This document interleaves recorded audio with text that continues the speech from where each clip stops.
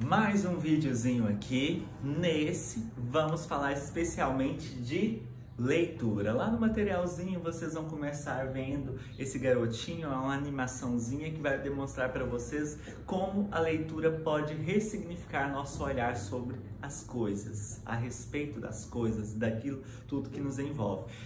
Todo mundo sabe o quanto a leitura é importante na nossa vida, tanto acadêmica quanto na nossa vida social, porque ela nos ressignifica, nos dá olhares diferentes, ela nos dá argumento para nos posicionarmos diante de temáticas, né? Não importa quais sejam essas temáticas, isso dá uma liberdade para o sujeito, vamos dizer assim, se libertar de alguma forma, te dá autonomia, tá? Mas afinal, o que é leitura, professor? Qual que é a importância dessa leitura? A importância já apareceu aí no que eu disse anteriormente. Se nós pensarmos em conceitos, nós podemos trazer um monte de ideia. Leitura, para alguns, pode ser só decodificação. O que é decodificação? É eu ler isso aqui, ser alfabetizado de alguma forma, saber que essa letrinha aqui é a letra O. Ah, professor, mas leitura é só isso? Não, a leitura pode se iniciar com a decodificação, mas ela não é apenas isso. A leitura te proporciona você desvendar aquilo que está por trás do texto. A leitura te leva a raciocinar, te leva a refletir sobre questões do passado, questões atuais, te leva a questionar até mesmo o futuro. Isso pode ser por meio de materiais ou de objetos diversos. Quando eu falo aqui de materiais, professor, a leitura só acontece quando eu estou lendo o livro? Não. A leitura acontece de diversas maneiras na nossa vida. Você lê tanto uma enciclopédia quanto uma palavra, você lê atitudes, você lê gesticulações, você lê expressões faciais, você lê cores. O que eu quero dizer, primeiramente, que nós somos leitores. O que acontece é que a galera às vezes tem um pouco de ojeriza, né? Um pouquinho assim de nojinho. Eu vou usar essa expressão porque me fugiu a outra palavra que eu iria usar. Mas tem esse tipo de sentimento às vezes em relação à leitura porque exige, né, raciocínio, exige tempo, concentração. De fato exige tudo isso daí, mas a leitura te proporciona conhecimento, ela te proporciona informação, ela te proporciona a habilidade para que você consiga filtrar informações, principalmente em um contexto em que nós temos muitas informações falsas, fake news. Isso vai fazer com que o sujeito saiba filtrar. Os sujeitos de hoje têm lido de todas as formas. Quando estão nas redes sociais, nós estamos lendo. O que falta, acredito eu, como professor de vocês, né, e de português até posso dizer isso, o que falta às vezes é uma leitura crítica, tá? Nesse meio social. Aqui temos algumas frasezinhas bem legais para vocês pensarem. Ler significa aproximar-se de algo que acaba de ganhar existência. É muito importante e legal esse conceito. Às vezes vocês nunca pararam para pensar um objeto que seja, esse carrinho está aqui, mas eu nunca tinha pensado esse carrinho, eu nunca tinha analisado. Mas a partir do momento que eu paro para ler esse objeto, ele ganha significado na minha vida. E a leitura começa por aí, né? Você se aproxima de algo que acaba de ganhar existência. Quando vamos para a leitura de um artigo científico, de um texto científico, a leitura acontece a partir do momento que você está unindo aquilo que você já sabe com algo novo, né? E a partir dessa interação de conhecimento, você produz outros conhecimentos. Que bacana poder saber que a leitura proporciona isso. Temos aqui, vamos ao ponto, né? Ler torna a vida mais fácil. Quem nunca passou por essa situação? Às vezes está escrito lá, puxe, mas nós estamos tentando empurrar. Eu mesmo já passei por isso. Não quer dizer que eu seja um mau leitor, né? Esses detalhes acontecem às vezes mesmo por desatenção, mas isso daqui exemplifica para nós o quanto é importante a leitura na nossa vida. Vamos adiante.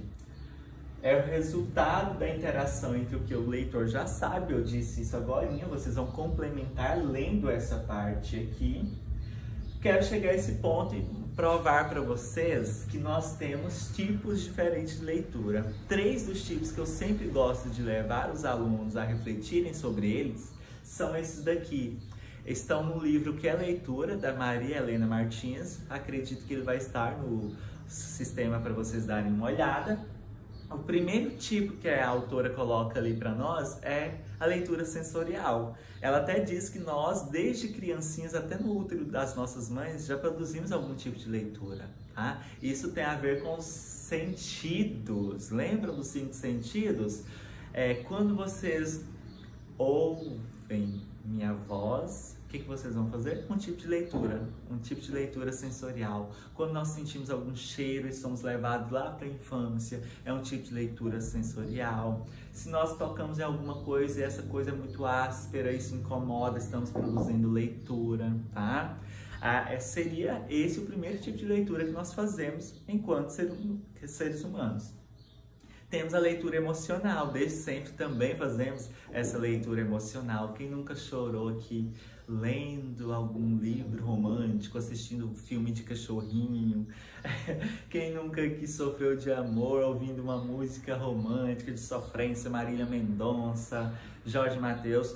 Ufa! Muita gente já passou por isso. Se você já passou por isso e se identificar, é porque você fez um tipo de leitura emocional. Esses 2 primeiros tipos estão nos acompanhando desde sempre. E chegamos à leitura racional, né? Eles abrem espaço para que nós cheguemos a essa leitura racional. É uma leitura que nós devemos cultivar desde sempre também, acredito eu, porque é essa leitura que vai libertar o sujeito, vai levá-lo a questionar, vai levá-lo a reivindicar direitos, vai levá-lo a ser contra o sistema opressor, seja esse sistema político ou não. Enfim, isso vai te dar asas para agir socialmente. Aqui acontece a partir do momento que você começa a questionar de fato os objetos que estão à sua volta. Quando você lê, tenta interpretar, aprofundar ali um questionamento sobre uma passagem de um livro ou qualquer outra ideia que seja. E é a leitura que eu vou exigir de vocês enquanto alunos da disciplina de português instrumental e que vocês levem tudo isso para a vida de vocês.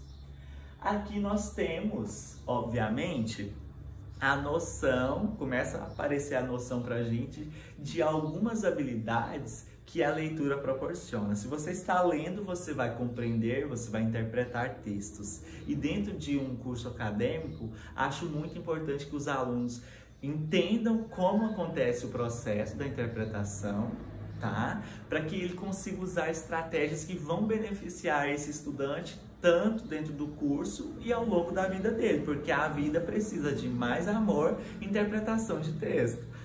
O que temos aqui? A interpretação está além do texto, tá? Ela exige mais, porque vocês têm que trabalhar com estratégias, vocês têm que associar textos, vocês têm que ler nas famosas entrelinhas. É aquilo que não está explícito, não está tão visível, mas que você consegue chegar a partir de uma linha de raciocínio desenvolvida durante a leitura. Isso é interpretação de texto, tá? Nessa imagem aqui, nós temos um sujeitinho que questiona por que a mosca fica presa dentro da plantinha carnívora. Ele vai questionar, né, será que os ratos não veem que isso é uma ratoeira? Ele questiona por que os ursos ficam presos nesse instrumento, não sei qual é o nome, mas ele não percebe que ele também está preso a uma ferramenta X. Professor, como que nós chegamos a essa linha de raciocínio? Nós chegamos até ela por meio de uma prática de interpretação daquilo que está além do texto, tá? Nós estamos desenvolvendo uma linha de raciocínio por meio do que já está permitido anteriormente, para chegarmos à conclusão de que ele também está preso a uma máquina. Ele também está alienado, da forma como nós estamos hoje, às vezes, quando ficamos bitolados ali no celular, no computador, nas redes sociais. Eu falo isso porque acho que eu me encaixo às vezes. Vamos aqui. A interpretação exige raciocínio, análise visual do texto. Sempre que encontrarem texto, analise o visual, tá? Não deixem de fazer isso daí. lembra lá do multimodal? Façam isso daí. Nós temos que considerar a questão linguística, né? O que está escrito. Nós temos que considerar aquilo que é extralinguístico, que está além do texto escrito. Pensa se você está lendo lá um texto e fala de um acontecimento que você conhece ou já estudou em algum outro momento. Você vai conseguir conectar as ideias. Isso vai te levar ao processo da interpretação. Analise fontes, se é um texto de prova, né, de concurso, analise sempre as fontes, se é um texto de revista, qual que é o gênero desse texto, se é um texto informativo, se é um artigo científico, se é uma piada, se é uma tirinha, se é um cartoon, tá? Tudo isso vai te ajudar a chegar a uma linha de raciocínio. Vamos pensar aqui, né, que vocês pensem o seguinte, para vocês lerem, interpretarem bem o texto, vocês precisam sempre ir além do que está escrito, tá? Isso vai envolver todo o conhecimento que nós chamamos de conhecimento enciclopédico, ou conhecimento de mundo, que é esse conhecimento que vocês estão adquirindo desde o momento, talvez até ali mesmo, dentro do útero da mãe de vocês. E a partir do momento que nós entramos nesse mundão sem borda, esse mundão redondo, nós conseguimos aí desenvolver, né, ou adquirir esse conhecimento de mundo. Aqui nós temos alguns enunciados para vocês perceberem que quando eles estiverem em uma prova, quando estiverem ali em uma questão, pense o seguinte, que eles podem sugerir interpretação de texto, tá? Principalmente se eu perceber, infere-se que é possível deduzir. Inferir, deduzir é trabalhar no reino daquilo que não está explícito, não está claro dentro do texto. Você tem que aprofundar ali a sua leitura. Aqui abaixo, o autor permite concluir. Ele permite concluir o que exatamente? Tá? Nós não estamos com o autor para perguntar, e aí, o que você quis dizer, fulano? Não estamos ali com ele, mas nós podemos deduzir ou concluir alguma coisa daquela ideia que está ali. Intenção do autor. Nossa, se perguntar a intenção, então, aprofundem nas interpretações, tá? Adiante, né? Já falei sobre isso daqui, mas quero relembrá-los. Observar se é texto multimodal, verbal, não verbal, se existe intertexto. O que é intertexto? Diálogo com outros textos, né? Uma paródia é um intertexto. Para vocês rirem de uma paródia, vocês vão lembrar da versão original. Lembrem lá do Whindersson Nunes. É literário, figurado, sentido denotativo, né? Ou é um sentido literal? Pensem em tudo isso daí. E aqui nós temos a ideia de compreender. Por quê? Acaba que tudo está na prática da leitura e, de alguma forma, vai exigir interpretação. Mas alguns autores colocam que, a depender do enunciado, a depender do que está dito ali, nós vamos perceber algumas diferenças entre o que é interpretação e o que é compreensão. Para alguns autores, a compreensão está mais no nível superficial do texto. Às vezes o que você precisa entender está visível ali, está escrito, está saltando aos seus olhos. Alguns enunciados que mostram isso são esses daqui. O texto diz que é sugerido pelo autor, de acordo com o texto, é correta ou errada a afirmação, o narrador afirma. São alguns enunciados que apontam para a ideia de superficialidade, né, de alguma informação que está ali mais visível para vocês. E muitas das vezes realmente elas estão escritas, só basta o aluno prestar atenção, né, ou o leitor prestar atenção. Adiante, nas nossas webs, nós vamos falar de alguns esqueminhas, né, de algumas estratégias que nós temos que usar na prática, de como assimilar a ideia principal de um texto, de como assimilar algumas estratégias do que é fato, do que é opinião. Isso vai ficar para os nossos encontros virtuais que serão realizados sempre às segundas-feiras. Essas informações serão acrescidas na nossa primeira webconferência. Tchau, tchau!